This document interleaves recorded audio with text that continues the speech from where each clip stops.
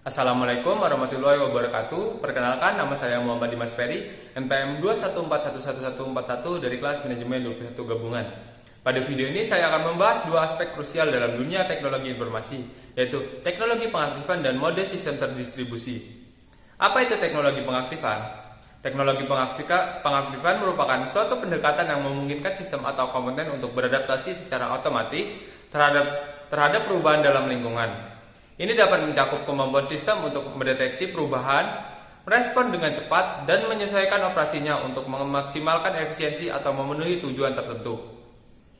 Berikut contoh teknologi pengaktifan. Pertama ada load balancing.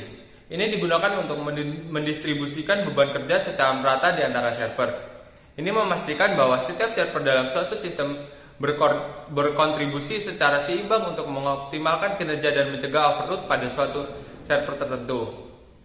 Kedua, ada optimalisasi konsumsi energi dalam teknologi pengaktifan. Juga dapat terlihat dalam sistem dapat mengubah mode daya untuk mengoptimalkan konsumsi energi.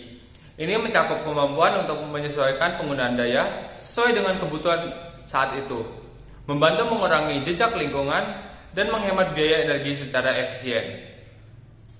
Apa itu mode sistem terdistribusi?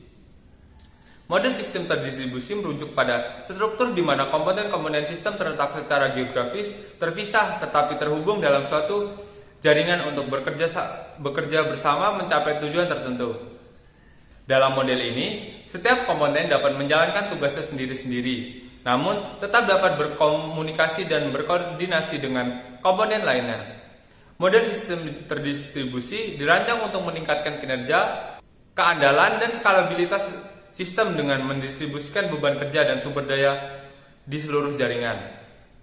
Selanjutnya, keuntungan dari model sistem terdistribusi. Pertama, skalabilitas.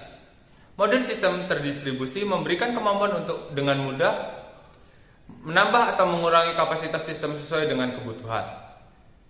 Ini memungkinkan sistem untuk tumbuh seiring waktu dan menyesuaikan diri dengan fluktuasi beban kerja tanpa mengalami penurunan kinerja yang signifikan. Kedua, redundasi.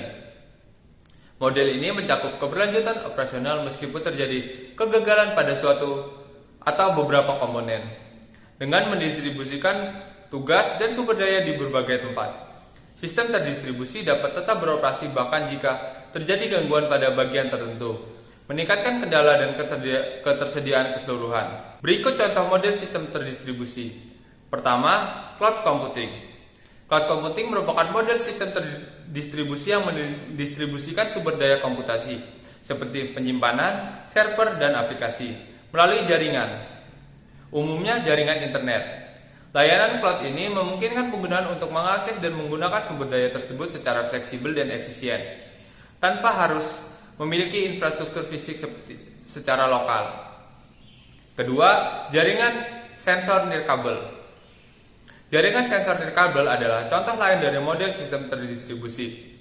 Sensor-sensor tersebar dalam suatu lingkungan dan bekerja bersama-sama untuk mengumpulkan dan mentransmisikan data. Dengan adanya jaringan sensor ini, informasi dapat dikumpulkan secara terdistribusi dari berbagai titik dan suatu wilayah, memungkinkan pemantauan yang luas dan efisien. Demikian itu saja yang dapat saya sampaikan mengenai teknologi pengaktifan dan mengadopsi model sistem terdistribusi. Saya akhiri. Wassalamualaikum warahmatullahi wabarakatuh.